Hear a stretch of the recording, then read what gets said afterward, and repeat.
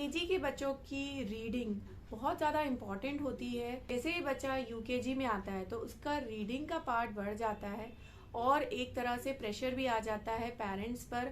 और जब बच्चा रीड नहीं कर पाता है तो पेरेंट्स काफ़ी परेशान होते हैं। तो मैं आज केजी के बच्चों को किस तरह से रीडिंग सिखानी है और क्या क्या उनको रीड करना ज़रूरी है, यही सब चीज़ें वीडियो में बताऊंगी। तो वीडियो में बने रहें एंड तक। और मेरे चैनल पे नए हैं तो do subscribe to my channel और बेल आइकन का ऑल पर जरूर प्रेस करें। Hello everyone, welcome to Joy's world, hope you are all fine.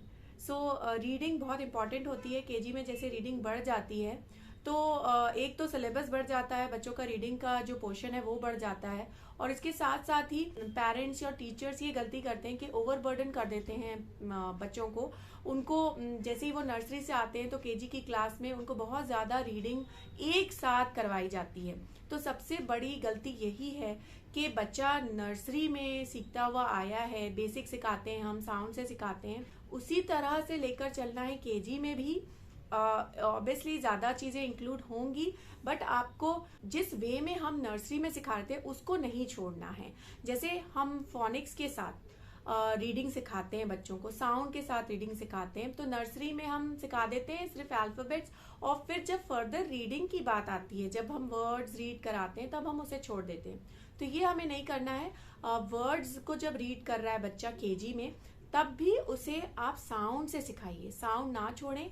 आप अगर जॉली फोनिक्स का पैटर्न फॉलो करते हैं तो पूरे जो 42 साउंड्स होते हैं ग्रुप वाइज आप सिखाएं और उन्हीं वर्ड्स को इंक्लूड करें आपके बच्चे की रीडिंग में जिसके साउंड्स आप सिखा रहे हैं। तो उससे बच्चा कंफ्यूज नहीं होता, ओवरबर्डन नहीं होता। जब ये बच्चा रीड कर पाता है तो उसे एक अचीवमेंट का रियलाइजेशन होता है कि मैंने कुछ अचीव किया, और वो हैप्पी होता है और वो फर्दर लर्निंग के लिए तैयार होता है। जब बच्चे पर बहुत ज़्यादा प्रेशर हो जाता है रीडिंग का, बहुत ज़्यादा हम ओवरबर्डन कर देते हैं, चाहते हैं कि सारा कुछ बच्चा सीख जाए, रीड करने लगे, तब बच्चे पर बहुत इसका बुरा इफेक्ट पड़ता है और वो उतना लर्निंग की कैपेसिटी उसकी कम हो जाती है। तो हमें कोशिश करना है हम साउंड्स को सिखाएं, जैसे हमने अल्फाबेट्स इंडिविजुअल सिखाए थे नर्सरी में, वैसे ही हम केजी में भी जब उसे वर्ड्स रीड करा रहे हैं तब हम साउंड्स कराएं और उसे कैसे मिक्स करके हमें वर्ड बोलना है ये सिखाएं। जैसे फॉर एन एग्जाम्पल, ब एट बैट है तो ब एट, इसे क्विकली बोलना सिखाना है, साउंड्स को मिक्स करना है, इसे ब्लेंडिंग कहते हैं। वो आप फोकस करें और कुछ सेट ऑफ वर्ड्स ही करवाएं, 1 वीक तक वही वर्ड्स कराएं, फिर दूसरे सेट ऑफ वर्ड्स पर आए। इससे बच्चे की प्रैक्टिस भी होगी और वो ओवरबर्डन फील नहीं करेगा। जब आप साउंड्स के साथ बच्चों को सिखाएं तो साइमल्टेनियसली ट्रिकी वर्ड्स का भी कंसेप्ट सिखाते जाएं। ट्रिकी वर्ड्स वो होते हैं जो हम साउंड से नहीं पढ़ते हैं, बच्चे को उसकी स्पेलिंग याद करानी होती है। जैसे कुछ वर्ड्स होते हैं ARE, YOUU, ये सारे स्मॉल वर्ड्स होते हैं।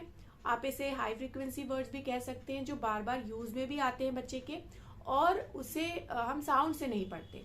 तो बच्चा जब आप साउंड से सिखाएंगे तो बच्चा कंफ्यूज होगा जब उसके सामने ऐसे वर्ड्स आएंगे जो हम साउंड से नहीं पढ़ते। तो ट्रिकी वर्ड्स का भी कंसेप्ट बताएं कि कुछ ऐसे वर्ड्स होते हैं जिसे हम साउंड से नहीं पढ़ते, उसे ट्रिकी वर्ड्स कहते हैं और हमें इन्हें याद करना होता है। उसकी भी स्पेलिंग याद कराते जाएं ताकि बच्चा उसकी भी रीडिंग सीख जाए और उसे याद रहे स्पेलिंग, तब वो फर्दर जब रीडिंग या राइटिंग करेगा उसके लिए हेल्पफुल हो। सो हमें केजी में बेसिकली 3-4 लेटर वर्ड्स ही सिखाने होते हैं।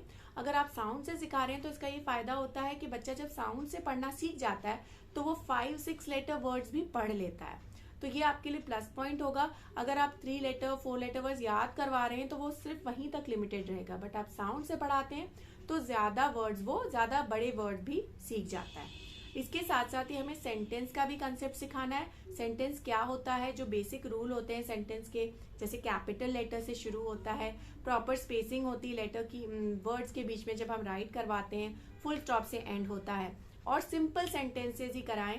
कोशिश करें जो वर्ड्स आपने करवाए हैं और जो ट्रिकी वर्ड्स कराए हैं उन्हीं के इंक्लूडेड सेंटेंसेस आप लिखवाएं और पढ़ाएं। इससे बच्चे को और इजी हो जाएगा। सेंटेंसेस भी पढ़ने का एक अलग हैप्पीनेस होती है कि बच्चा सेंटेंस रीड कर रहा है और उसकी वही वर्ड्स की प्रैक्टिस भी होती रहेगी जो उसने ऑलरेडी लर्न किए हैं साउंड्स के साथ। सो ये हो गया इंग्लिश का पार्ट। अब हिंदी में भी हमें 2, 3 और 4 अक्षर वाले बिना मात्रा वाले शब्द पढ़ाने होते हैं केजी में। तो इसे भी आप हिंदी में तो जैसा साउंड होता है अक्षर का वैसे ही बोला जाता है। राइटिंग में ज्यादा डिफिकल्टी आती है, बच्चे पढ़ लेते हैं बट उन्हें भी प्रैक्टिस आपको करवानी है और अलग अलग अक्षर की पहचान और उसे जोड़कर हम शब्द कैसे बना रहे हैं ये पढ़ाना है। और वैसे ही सिंपल जो शब्द आपने हिंदी में कराए हैं उसी से रिलेटेड सेंटेंसेस आपको कराने हैं।